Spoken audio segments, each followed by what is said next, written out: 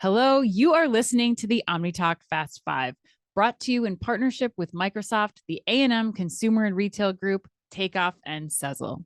The OmniTalk Fast Five podcast is the podcast that we hope makes you feel a little smarter, but most importantly, a little happier each week too. Today is August 25th, 2022. I am your host, Ann Mazenga. I'm Chris Walton. And we are here once again to discuss all the top headlines that made waves in the world of omnichannel retailing. Chris, and are you ready for this? Oh yeah, I'm getting super pumped. Pumped. We've got a big week next week. We are headed to Philly. I want to sing a Philly song. Motown Philly, Motown back Philly, again. Back yeah, again. That's the one coming into my head right now, for sure. You know, I love Fresh Prince. We've got West Philadelphia, Born and Raised. Like all these things we are going to check out. That's a good drop. Next week. Tell the audience a little bit about what they're going to be expecting from us next week from Home Delivery World.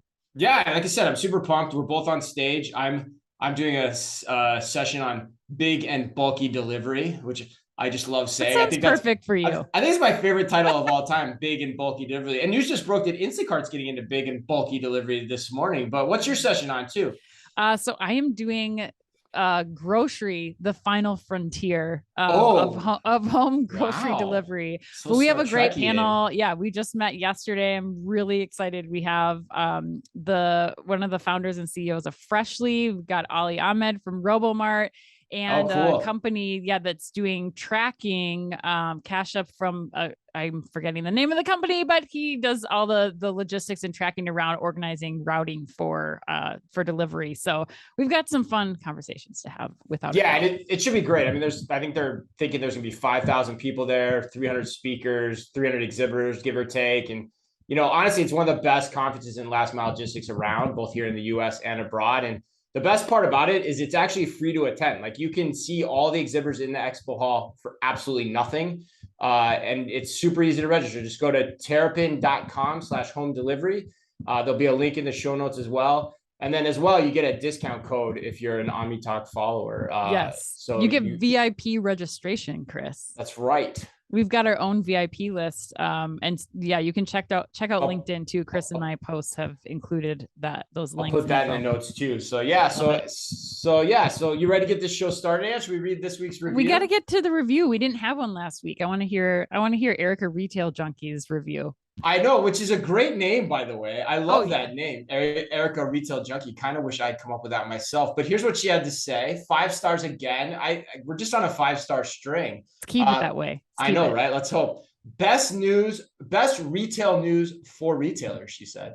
I've been a marketing executive in retail for over 20 years. I'm, as you would expect, cynical, skeptical, and grizzled as a result. I read everything about retail. This does not make me popular at cocktail parties, but pretty smart about retail. And yet, literally every week, I learn something new from you too. I don't always agree, but I always love the perspective.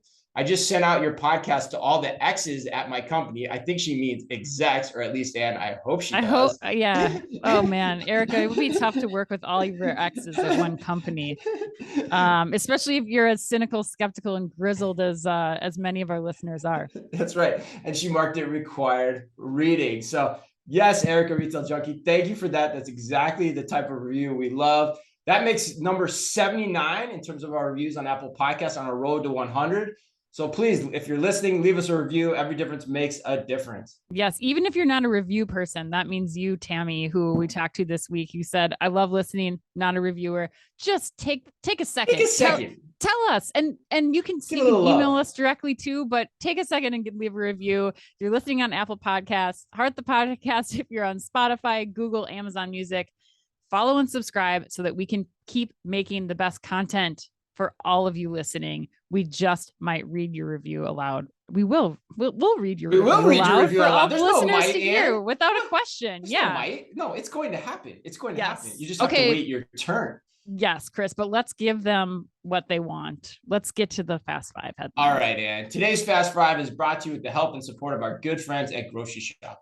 Are you a retailer or a brand thinking about attending Grocery Shop this year? Well, don't even think about it without using our promo code specifically for OmniTalk. We're all about the promo codes for these shows. Yeah. Just go to groceryshop.com and enter promo code, my favorite promo code of all time, RBOT1950. That's RBOT1950. If you're a loyal listener to the show, I'm sure you have that emblazoned in your brain. and you'll get your special discounted rate. In today's Fast Five, we've got news on Apple wanting to advertise more to you on your iPhone, Walmart buying up a gig labor delivery management platform, Gap creating its own third-party supply chain platform to sell to other retailers, Tesco expanding its checkout-free relationship with Trigo to more stores. But first, we're going to take off with a crazy announcement from Peloton and Amazon this week. Anne. Yes. Okay. I saw this and I immediately sent it to you. I was like, this is in the show without a doubt. Headline number one, according to a Peloton press release yesterday, Peloton will begin selling its products outside of its own direct channel, beginning with none other than Amazon. A new Peloton store now exists on Amazon's website. And the products that are available at launch will include the Peloton bike and guide, apparel, also things like accessories like weights, shoes, and bike mats. As part of the Amazon experience, the Peloton bike will be available with a convenient in-home delivery, and customers will have the option to assemble the bikes themselves or select an add-on expert assembly option available in the majority of the US. The in-home delivery and expert assembly are offered at no additional cost to customers. Said Peloton Chief Commercial Officer Kevin Cornells, quote, "We want to meet customers where they are, and they are shopping on Amazon. Providing additional opportunities to expose people to Peloton is a clear next step as we continue to generate excitement for our unparalleled connected fitness experience." End quote. Chris, this is also where A&M is going to throw their weight in. And we're going to hit me right in the beginning today. All right. I mean, this is like one of the best headlines we've had in a long time. Yeah. Okay. All right. So it's gone up and down. I'll give you that. It's gone up and down within the last 24 hours. Yeah, the energy was super high in the beginning, which I want to definitely talk about. But yes. Okay, so their question for you, Chris. A&M wants to know, last month, A&M CRG Managing Director Mike Simonchik offered his perspective to Retail Brew, saying that Peloton's, quote, focus needs to be more on the user experience, content generation, and retention and growth of subscribers, end quote, which is effectively downplaying equipment manufacturing and D2C sales in favor of its core strengths. Chris, do you think this move smartly plays into that philosophy, or is Peloton making a mistake here by selling through Amazon? This is, oh man, that's a really tough question. Holy crap. And it's a great question too. Yeah. But to give some readers some insight into how the sausage is made too. When we first read this story, the headline said it was coming to Amazon stores, which I hate. And I don't know about you, but I hate when people use the Amazon e-commerce site and call it a store. Like, I think the right way to say it's going to be sold on Amazon. So you and I like lost our stuff on this. And I was like, that's the dumbest idea I've ever heard in my entire life, if they're putting this in like Amazon Fresh stores. But thank God that's not what this is about. It sounds like it's purely an e-commerce play. So to get to the question, in a lot of ways, I think it kind of makes sense. Like, selling through Amazon, sure, why not? The brand is strong, which I think is important when you're thinking about selling on Amazon. The brand is strong. It can stand on its own. Amazon, as we've talked about on the show, is the online mall at this point. So it makes sense to be there in a lot of ways. Sure. But the question I come back to, which is kind of inherent to what A&M's asking, is like, how does it help? If you're in the market for a Peloton, is this really going to add volume to your business? Because everyone who wanted a Peloton during the pandemic probably got one. But then I was seeing that, and I looked at some stats last night, Anne, and as of June 30th, I thought of last year, which was the height of the pandemic Peloton craze, right? I think you could say that's effectively like, the absolute apex. Okay. It had roughly 6 million paying subscribers. To the platform, to the content platform. Okay. Yep. So when you think about it, the size of US population, 330 million, and that's probably worldwide, that number. I don't know that for sure, but I'm pretty sure it is. It's like total subscribers. Yeah. That's pretty low in comparison. So it got me thinking like, okay, this is what I think the strategy is now at this point. Go on Amazon, allow the bikes. They've even said they're going to allow the bikes to be assembled themselves. And then what I think is going to happen next is you're going to price cut this thing to get it into more people, to get it into more mass market adoption, to make it more affordable, because it still does price a lot of the market out when you think about it. Yeah. I think that's the strategy they're going for. If that's the strategy you believe in, and that's how you want to attain growth, then sure, I think it's the right way. Back to A&M, I don't think it's what I would do. Yeah. I actually think I would have taken a very different approach. I think I would have gone more all in on apparel as a concept versus possibly physical retail as a concept, as a shop in and of itself, away from the bike. I would have tried to stand up that arm of the business. I've talked about getting the studios through all the countries, like what they do in New York. Why can't you do that in every city? Why can't you have one of those? I think that's a much better way to secure higher margins from your current base. But if you're going for subscriber growth, I mean, I don't know that I can argue this. I just don't love it for the brand long term. Yeah. What do you think, though? I agree with you. I think your point about, you know, how they're selling it, like pricing, the first thing that comes to mind just in hearing what you're saying, I guess, is I don't understand why they're going on Amazon to sell this product. I'm surprised because they already offer, like, shipping and delivery is already part of this. Like, that's not, you're not leveraging the Prime value there. And I think that, you know, you think about the amount that Amazon's going to take out of that sale.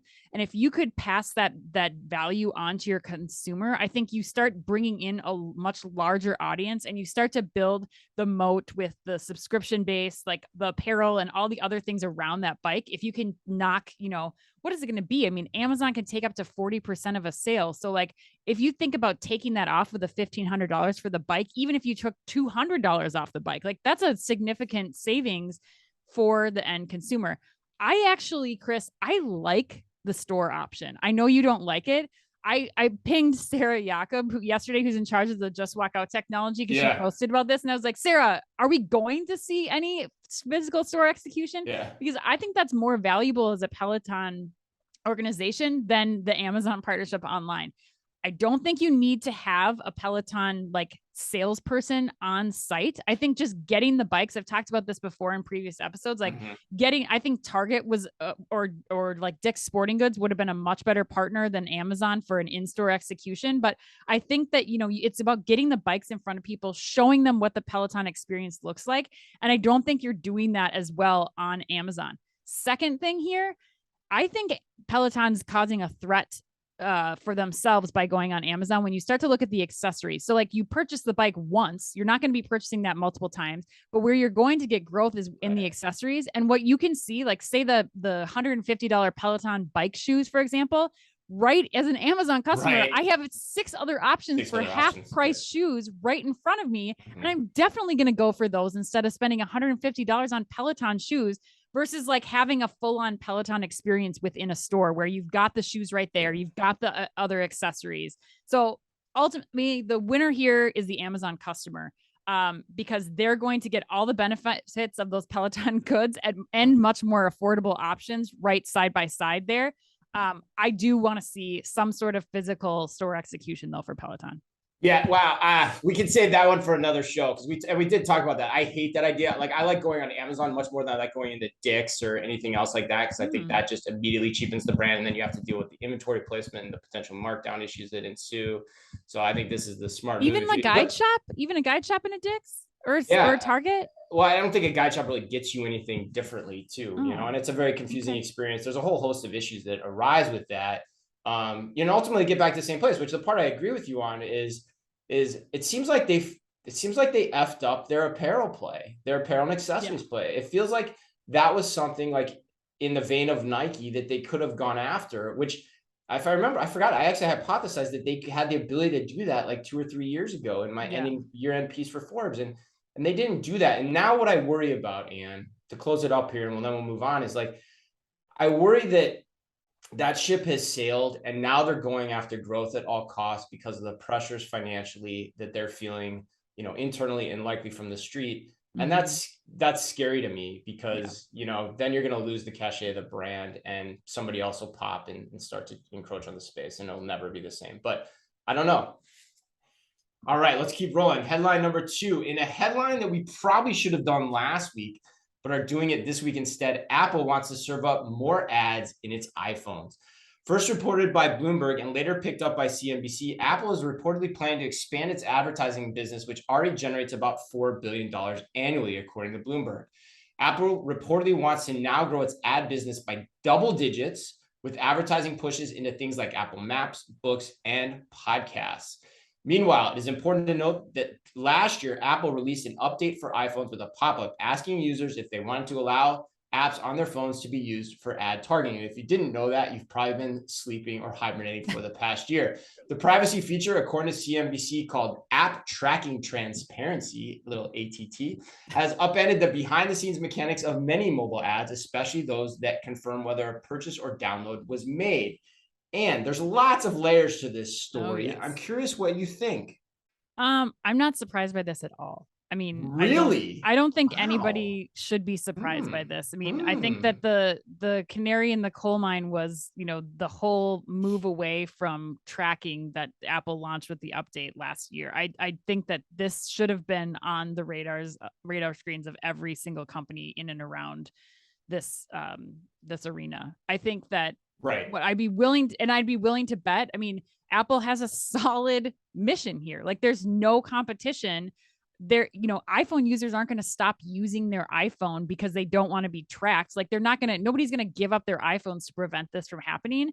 I think the only thing I could see doing is like, there could be some regulatory pressure against Apple, or like just in general, Apple trying to like be a good steward of saying like, okay, well, we're still going to give you the option for the out to not be tracked or for us to not follow you, but then charging like doing like a freemium sort of version of their apps, like we're seeing Spotify do, or something where it's like, okay, fine, you have to pay if you want maps and you want apps and you want podcasts without the ads or without us tracking you. You need to pay for that now. It's going to be another $2.99 a month, which is a nominal fee for the average Apple iPhone user, and then for Apple, like, rakes in a bunch more money. But I think that's what we're going to see. I don't know. It was inevitable. What do you think? That angle's interesting, although I feel like that's still talking out of both sides of your mouth. I mean, I'm really conflicted on this one, like 100%. Like, I guess the way I think about it, Ann, is if they allow the same privacy controls within their apps that they are putting on everyone else, right, then I think this is a non-story. If you can say like, hey, I don't want ads served up to me in Apple Maps or when I'm listening to podcasts, then fine. Then I think the playing field is level, right? For the most part. There's no way that's going to happen though. That's the thing. Like, right, you're skeptical, right? Yeah. But then like I feel like we're in like if they don't do that, which I think is the right altruistic thing to do, then I feel like we're in we have the makings of like the Microsoft Internet Explorer kerfuffle with antitrust written all over it. Because again, I looked at stats again yesterday, and did you know that Statista estimates that 47% of all US smartphones in the US are an Apple iPhone? Yeah.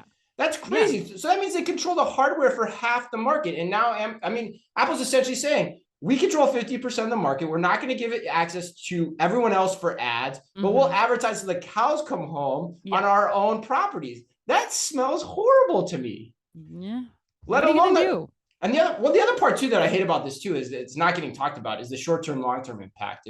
This is going to be horribly disruptive on all the small direct-to-consumer brands that for years have made their lifeblood on selling things on Facebook advertising and other sources of revenue.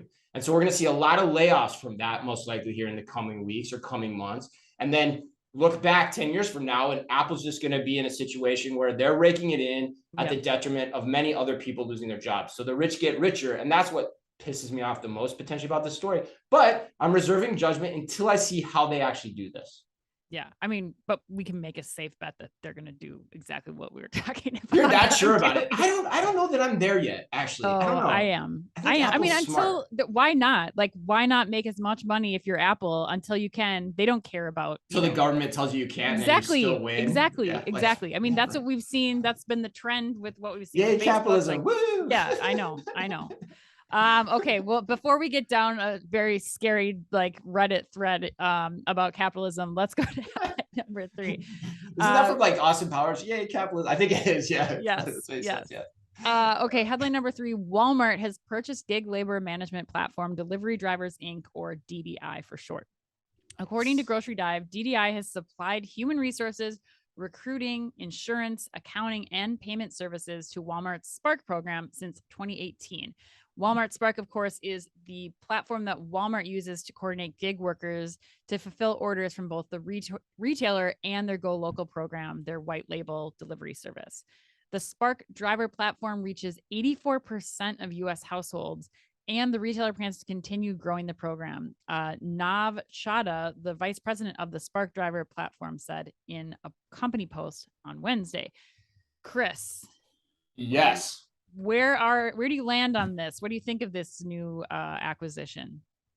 It's a good question. I mean, I don't have a lot of revolutionary things to say about this. I think it's pretty, pretty basic for the most part. I think it looks pretty clear to me that Walmart is trying to stand up its own third-party delivery network. Yeah. I mean, for all intents and purposes, I think this is clear, which makes a lot of sense. Why spend the money on acquiring an Instacart or something in that vein if the technology is now there for you to build it out yourself confidently? Right. So minimally, you aren't paying the middleman fees by having to work through a third party anymore. You now can control that yourself. So if you got a good valuation on the deal, like that makes sense.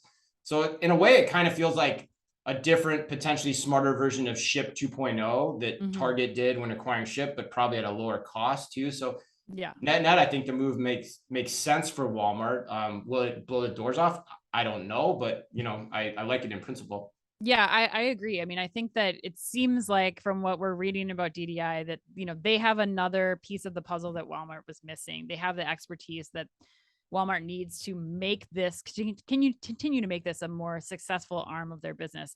I think you're smart in bringing up the Target example. I think also, Target's acquisition of Deliv was very similar to this too. Like, how do we take in and continue to build around? We have shipped, like, how do we continue to make sure that routing is efficient, that we're optimizing delivery of products and movement of products? I think it's clear, like, Walmart is going to try to do whatever they can to build this up.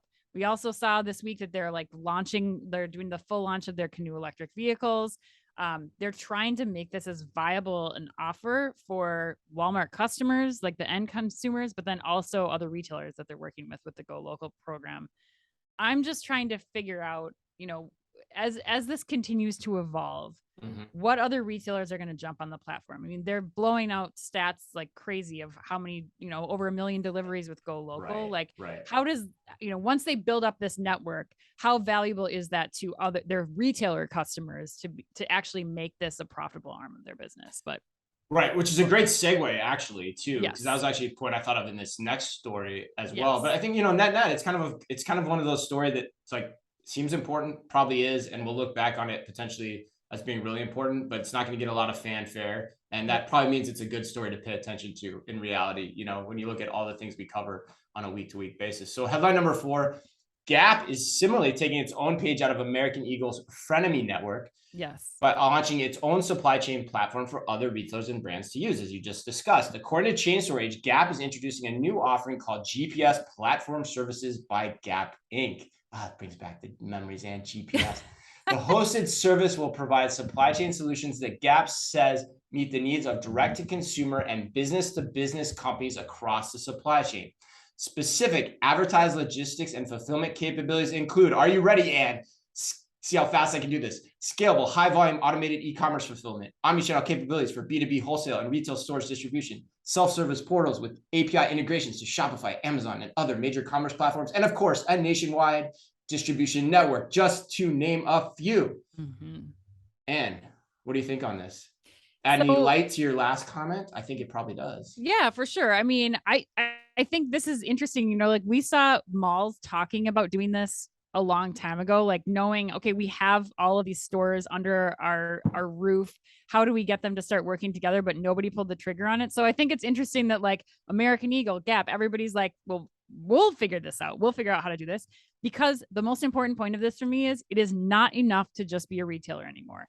Retailers have to figure out how they're going to gain alternate sources of revenue.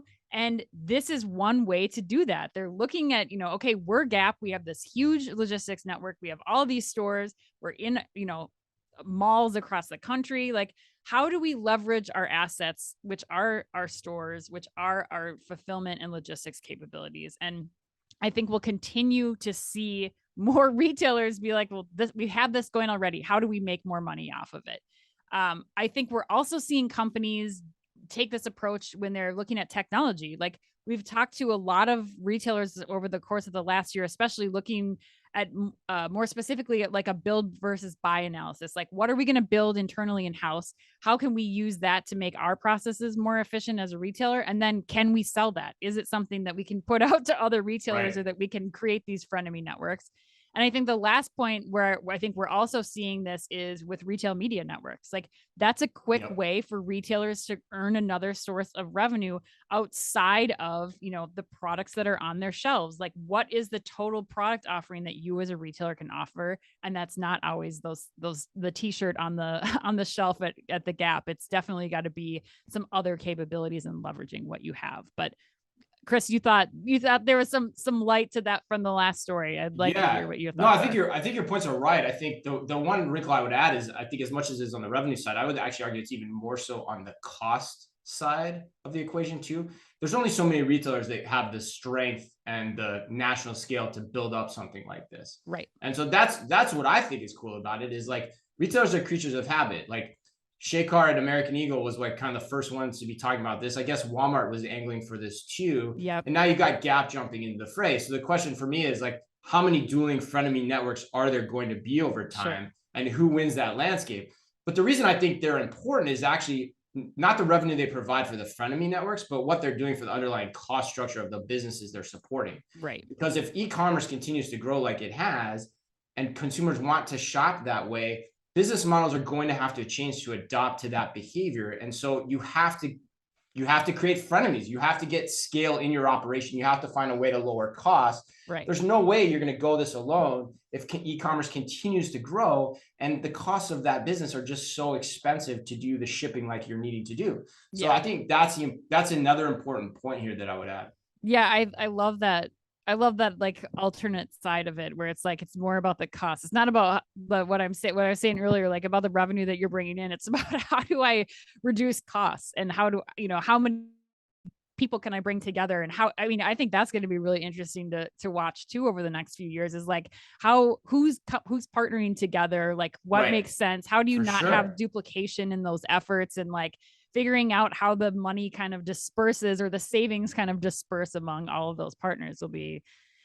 It's a cool idea because both parties win, right? Like both, right. And that's the idea of something that is a good idea, really, ultimately at the end of the day. That's why I think we'll see more of this for sure. All right, let's move on to headline number 5. So Tesco is launching its second checkout-free GetGo store on the Trigo platform, but this time it comes with a twist. According to the grocer, the new store on Chiswell Street near the Barbican in London. Barbican? Am I saying that right? Sounds good to me. I'm sure we'll get corrected if we didn't with all our London fans out there. Some of our British fans correct me. Barbican? It probably sounds better with an English accent. Anyway, okay, they're opening a new store near the Barbican in London. It will also include self-checkouts, which lie in stark contrast to Tesco's first GetGo on High Holborn that was completely checkout free. This also means that the Chiswell Street store will be accessed by any shopper. So unlike Tesco High Holborn, which could only be accessed through the mobile app scan when you come in, this store will now allow for any customer to enter the store. Chris, you really fought for this one to be included this week. Why do you think this story is so significant? Yeah, I did. And I get some of the pushback too, because we've talked about Trigo, we've talked about Tesco a lot. We did the Trigo store tour over in Europe. And so, but ultimately I think it's important for a couple reasons. First, on the tech side, Tesco is again going with Trigo, which if you follow us closely is super important in the checkout free provider landscape. Reva, Tesco have all expanded their relationship after their first trial. There aren't many providers of this type of solution that can hang their hat on a statement like that. Yeah. It's few and far between. So I think that's really, really important. And for the most part, they're doing this in a retrofit environment too. They've shown that they have that capability. So, but the most important thing I think about this story is the twist, like you said at the beginning. I thought it was a great way to put it. So kudos to you for that. But like, the hybrid option is becoming more important in my mind. Like I never liked it at the beginning. Yeah. But I think I'm liking it more now because we visited the Amazon Go Hudson News store in the Chicago airport. And it was fascinating to watch people have to deal with understanding how to enter that store. Like some people were just leaving. Some people were doing it. And one guy commented on the way out, he's like, what's next? A microchip in my butt? But I know he's going to go back and tell his friends and use it. Right. But so it's really difficult for people to understand that. So, and the other part about it to me is if you do a hybrid solution, let's not forget, you still get the full benefits of a computer vision experience, which includes everything from better inventory accuracy, better customer marketing, possibly more flexible price changes as well that respond in the moment, and all of those things are probably of better benefit to the retailer in the long run than the actual consumer being able to walk out, check out free. So those that want to use it can use it. Those that can't don't have to. So I'm thinking we're starting to see this probably be the approach that most people are going to take to the adoption of this technology, is my hunch. But I don't know, like Aldi Nord will be interesting as a college town. Like, does the demographics play into this too? I have no idea, but I'm starting to lean that way. But what do you think? Yeah, I mean, I think we have to give credit to Tesco here because one, they went in on what I still believe is the right way to do this. I think if you're going to be a retailer investing in this technology, I still feel like if I was a retailer, I would be going in on full-on autonomous stores. Right. That's the way to start. You're right. I think so. I think that's 100%. Great. Even in the airport example, like, yes, you have that first time, that hurdle to get over, which is going to keep some people out. I mean, we did see people turn away from that, but I think ultimately, like, now that they have that first experience under their belt, once that starts going out to airports around the world, like, it will become more common for people. So I think for the long term, with the amount of investment that you're going to put into an autonomous store, like, I would go fully autonomous. I do think though that Tesco is correctly doing an A/B test here. I think it's important for them to see, like, what happens when we build it to be fully autonomous, we retrofit it to be fully autonomous, but we also have self-checkout in here for the interim. Like, is that the smart move so that people can still feel like, I can have it. If I'm not ready yet today, I can still go through and still spend at the store. And how does the future rollout for Tesco look? Like, are they going to invest in both self-checkout and, this hybrid approach? I also think we saw an interesting case a couple of weeks ago at HEB where they're doing smart carts. They have this concept where they're rolling smart carts through a computer vision scanner, and then they're sending the receipt after. I think, some of these tactical things or outs for the customer, if they're not ready for fully autonomous shopping, are a smart thing for retailers to be testing before they go fully in. I still think though, like what Trigo and Tesco did with the fully autonomous store, that's where I would be focusing most of my efforts here. So still getting all the benefits, like you said, Chris, of the full computer vision suite of offerings, better inventory visibility, all of those things makes sense. Yeah. But that's a great point, Ann. Like, I'm still putting my bets on fully autonomous. I think you're right. In the long run, that's still where we'll go. I love how you said the right place to experiment with what went. Right? Because if you don't do the fully autonomous, you don't know the difference. You don't know when you go that next step. You can always go back, right? Which is why we've always advocated that.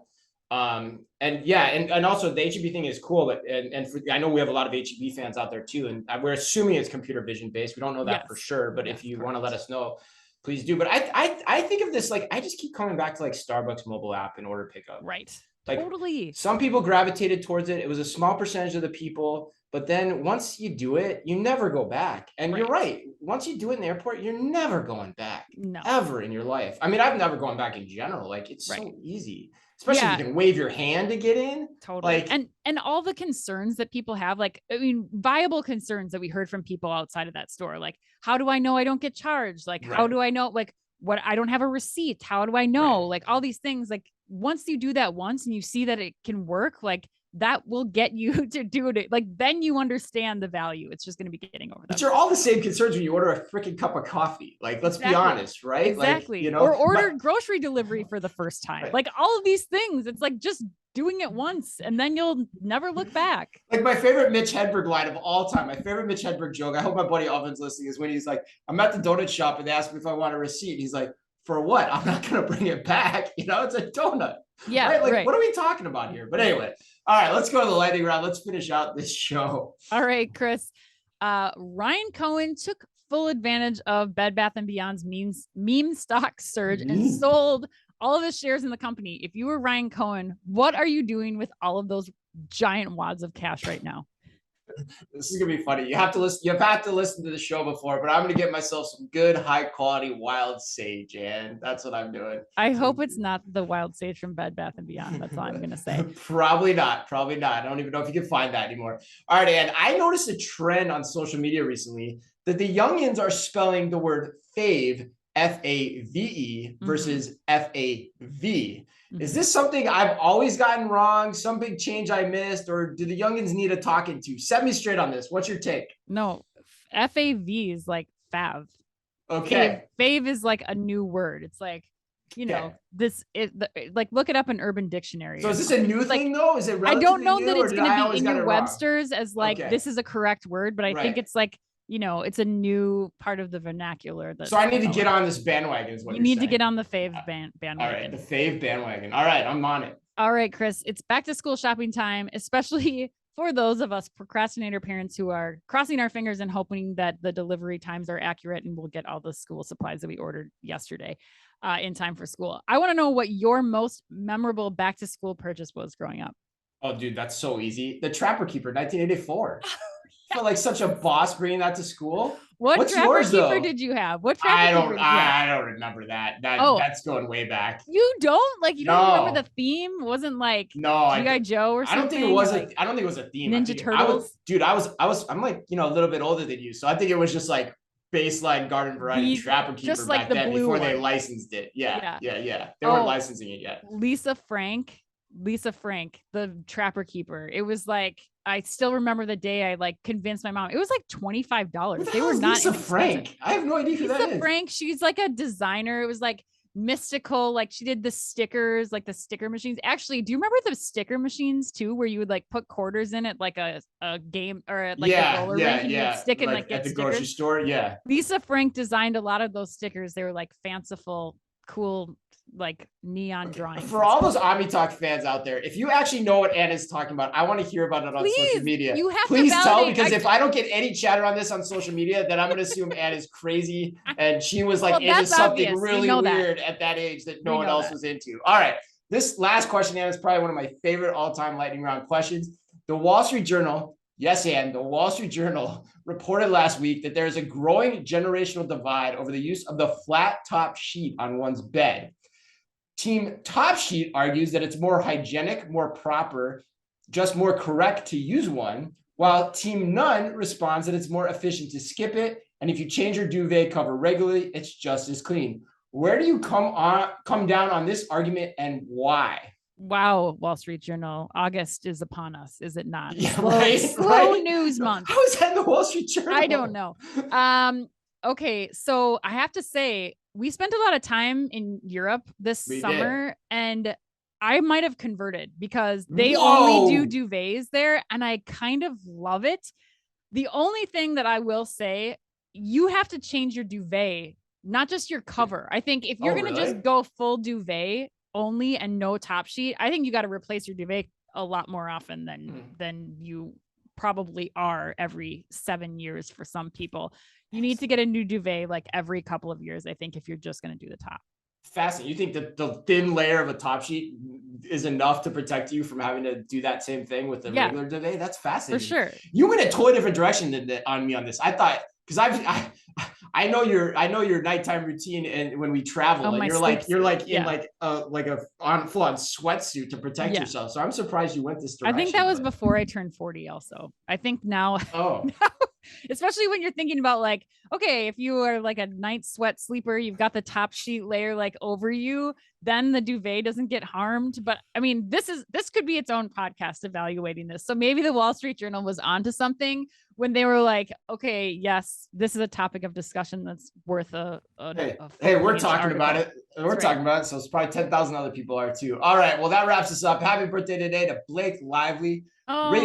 Serena. Right, Rachel Bilson, and the always smoldering Alexander Skarsgård. And remember, if you can only read or listen to one retail blog in the business, make it OmniTalk. Our Fast Five podcast is the quickest, fastest rundown of all the week's top news. And our twice weekly newsletter tells you the top 5 things you need to know each day, and also features special content exclusive to us and just for you. And we try really hard to make it all fit within the preview pane of your inbox. You can sign up today at www.omnitalk.blog. Thanks as always for listening in. Please remember to like and leave us a review wherever you happen to listen to your podcast or on YouTube. Please remember also to use your promo code RBOT1950 to register for Grocery Shop. That's RBOT1950. And on behalf of OmniTalk Retail, as always, be careful out there. The OmniTalk Fast Five is a Microsoft-sponsored podcast. Microsoft Cloud for Retail connects your customers, your people, and your data across the shopper journey, delivering personalized experiences and operational excellence. And is also brought to you in association with the A&M Consumer and Retail Group. The A&M Consumer and Retail Group is a management consulting firm that tackles the most complex challenges and advances its clients, people, and communities toward their maximum potential. CRG brings the experience, tools, and operator-like pragmatism to help retailers and consumer products companies be on the right side of disruption. And Takeoff. Takeoff is transforming grocery by empowering grocers to thrive online. The key is micro-fulfillment, small robotic fulfillment centers that can be leveraged at a hyper-local scale. Takeoff also offers a robust software suite so that grocers can seamlessly integrate the robotic solution into their existing businesses. To learn more, visit takeoff.com. And Sezzle. Sezzle is an innovative buy now, pay later solution that allows shoppers to split purchases into 4 interest-free payments over 6 weeks. To learn more, visit Sezzle.com.